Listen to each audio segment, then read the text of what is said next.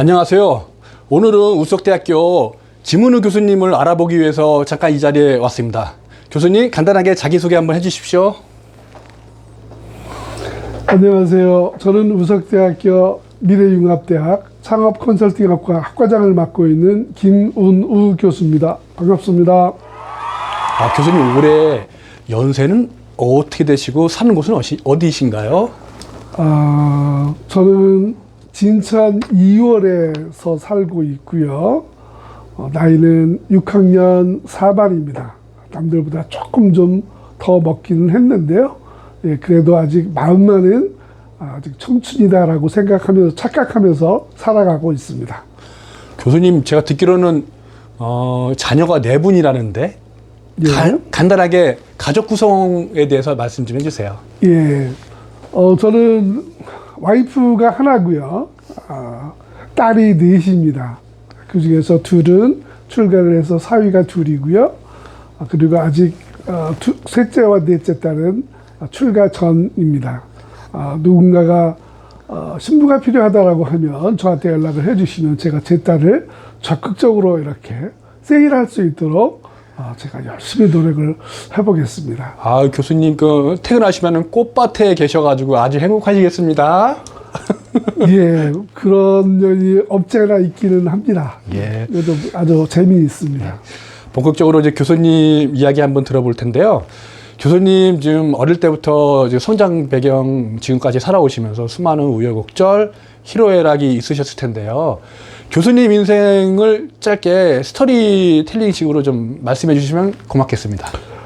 예, 저는 1961년이죠. 12월 달에 3남 3녀 중 둘째로 태어났습니다. 제가 어릴 때는 먹거리가 그렇게 충분하지 않은 시대였었고요.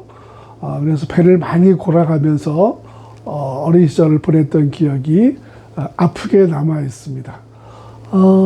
중학교, 고등학교 때까지 집안이 가난해서 등록금을 제때 내본 기억이 거의 없을 정도고요. 늦게 공부를 시작을 했고요. 그래서 어떻게 하다 보니까 학위까지 받게 됐고, 그렇게 준비를 하다 보니 오늘 대학 교수가 돼서 이 자리에 앉아 있습니다. 교수님 경영학 박사신 것 같은데 약간 그런 늦게 공부했을 때 얘기를 좀만 더 이렇게 해주십시오. 뭐 어떤 생각으로 공부를 더 하셨는지. 제가 공부를 해야 되겠다라고 마음먹은 거는 30대 후반이었던 걸로 기억을 합니다. 그 전까지는 제가 인생을 즐기면서 살자라는 생각으로 술을 굉장히 좋아했었습니다. 그러다 보니 가정 생활이 굉장히 어려워졌었고요. 집사람한테 굉장히 큰 죄를 졌습니다. 늦게나마 이제 이런 것들을 깨닫고 이제 하루를 살더라도 인간답게 살아보자라는 생각으로 술을 끊고 공부를 야간에 시작을 하게 됐습니다. 처음에 대학이라고 하는 데를 들어가니까 대학 공부가 그렇게 재미가 없더라고요. 그래도 등록금을 냈으니 등록금 값을 해야 되지 않겠냐라고 하는 우리 집사람의 체견이 있어서 끝까지 버틸 수가 있었고요. 대학원 진학도 결심을 하게 됩니다. 대학원 진학을 안 하게 되면 다시 술을 마실 것 같다라는 그런 생각 때문에 진학을 결정을 했던 거고요. 대학원 진학을 해서 공부를 하다 보니까 공부가 재미있어지더라고요. 그래서 그때 밤새워서 책도 읽어봤고요. 밤새워서 뭔가 논문이라고 하는 것들도 끄적였던 그런 기억이 있습니다. 예, 그렇게 계속 공부를 해서 이제 학위까지 받게 됐고요. 학위 받고 난 이후에 제 삶이 이렇게 달라질 거라고는 그 당시에는 전혀 생각을 하지 못했었죠. 교수님, 지금까지 수많은 일들을 경험하시면서 이게 성장을 하게, 교수님 성장하게 한 그런 원동력 중에 많은 도전과 시련이 있었을 것 같습니다. 그 얘기를 좀 해주시죠. 옛날 추억을 소환해야 되는데요. 저에게는 도전도 있었지만 기회도 있었습니다. 그 원동력이 술이었어요. 어렸을 때 먹을 게 없다 보니 집에서 담그는 막걸리, 찌꺼기가 있습니다. 술찌김이라고 있는데 그런 것들로 식사를 대신해야 됐고요. 그 술찌겸이가 알코올 기운이 완전히 빠지지 않아서 그 술찌겸이를 먹고 얼간했던 그런 기억들이 있습니다. 그러다 보니 술을 많이 마시게 됐고요. 나중에 청년이 되어서도 술을 제법 마시는 그런 사람으로 제가 바뀌어 있었습니다. 주량은 소주 5병 정도 마시면 굉장히 기분이 좋은 그런 상태였었고요. 한 7, 8병 되면 약간 비틀거리는 그런 수준이었다라고 기억을 합니다. 그러다 보니 결혼하고도 그러한 버릇들이 계속 유지가 됐고요. 집사람하고의 갈등도 이제 심해질 수밖에 없었죠. 부부싸움이 잦아질 수밖에 없었고, 아이들이 부모님의 어떤 부부싸움을 보고 많이 울고 컸던 그런 기억들도 있습니다. 지금 생각해보면 굉장히 아이들한테 미안한 일이고요. 그러면은 교수님 하루 최대 술값이 가장 많이 나왔던 기억이 금액이 얼마 정도로 기억하십니까? 글쎄요. 월급을 타서 당시에는 지금처럼 월급이 통장으로 들어가는 시대가 아니었었고 봉투로 담아주는 그런 시절이 있었는데요.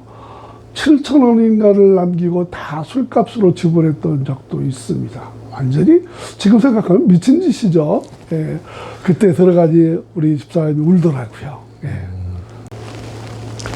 교수님 그럼 술 때문에 나쁜 거 말고 술 때문에 좋았던 점도 있나요? 한번 에피소드 있으면 말씀해 주세요. 있죠. 제가 직장 생활을 미국 회사에서 직장 생활을 했습니다.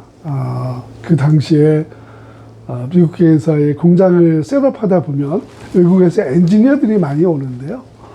엔지니어들이 오면 제가 잘할 수 있는 것들은 술 마시는 거였기 때문에 접대를 제가 담당을 했습니다. 그래서 접대를 하면서 이제 영어가 자연스럽게 영어를 사용해야 되는 그런 기회가 많이 있었고요.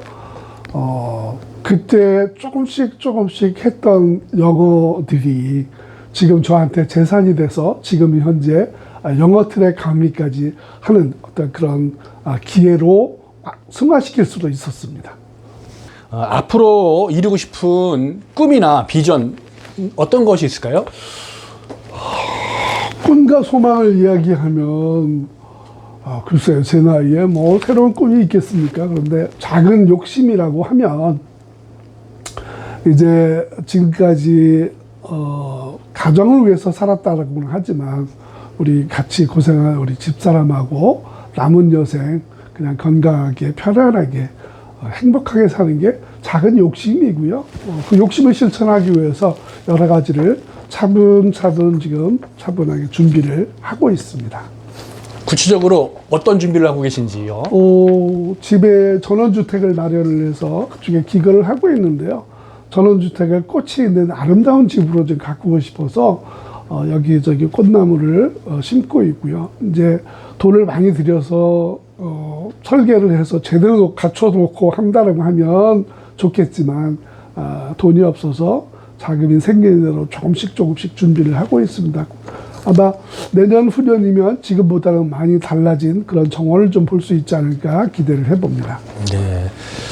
마지막으로 교수님 요즘 세대 혹은 자녀분들에게 해주고 싶은 어떤 메시지가 있으시면 좀 말씀해 주십시오. 이 세상에는 해야 할 일들이 굉장히 많습니다. 그 중에서 하고 싶은 일을 찾아야 하고요.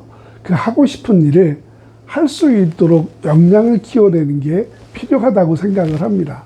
그래서 우리 젊은이들은 지금 현재 여러 가지들을 고민을 아마 하고 있을 거고 굉장히 그 마음이 복잡하고 그럴 수도 있습니다.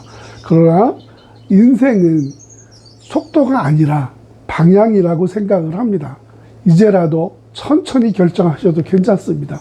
좋아하는 일 찾아보십시오. 그리고 그 좋아하는 일을 잘 할 수 있도록 역량을 키워보시는 그런 것들을 권해드리고 싶습니다. 예. 네, 이상이십니까?